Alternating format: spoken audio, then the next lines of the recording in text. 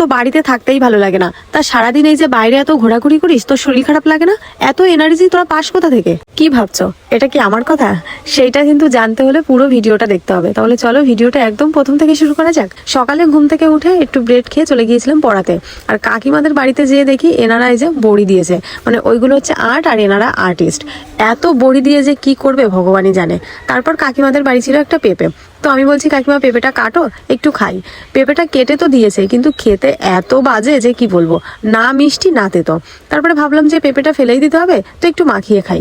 তেঁতুল লবণ দিয়ে মাখিয়ে কিন্তু বেশ ভালো লাগছিল। তারপর কিন্তু চলে এসেছিলাম বাড়িতে, আর বাড়িতে এসে দেখি মা আজকে বেগুন পোড়া করেছে। আমার তো বেগুন পোড়া খেতে ভীষণই ভালো লাগে। আর জানো তো অনেকদিন মেহেন্দিটা প্র্যাকটিস করা হয় না, তাই খাওয়া দাওয়া শেষ করে ভাবলাম আজকে একটু মেহেন্দিটা প্র্যাকটিস করা যাক। অনেকে বলে মেহেন্দির রং যত গাঢ় হবে তার বর নাকি তাকে ততটা ভালোবাসে। আচ্ছা তোমাদের কি মনে হয় অবশ্যই কিন্তু কমেন্ট করে জানাবে। তারপরে কিন্তু বিকালে আমরা বেরিয়ে পড়েছিলাম একটু ঠাকুরনগর যাওয়ার জন্য। আর এই যে শান্তকে তো তোমরা সবাই জানো যে ওর গাড়িটাকে ও কতটা ভালোবাসে। ঠাকুরনগর যাওয়ার কথা বলে ও সোজা চলে এসেছে গাড়িটা ধুতে।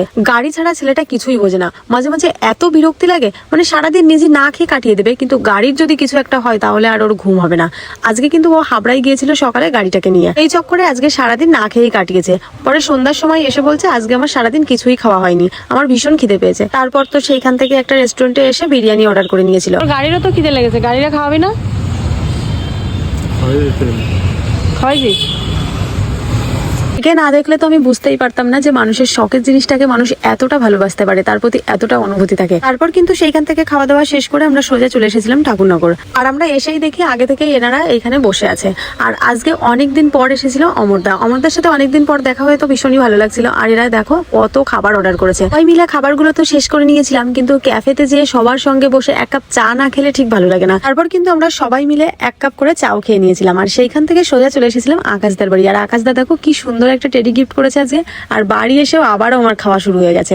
আজকের ভিডিওটা পর্যন্তই, দেখা হচ্ছে নেক্সট ব্লগে। টাটা সবাইকে।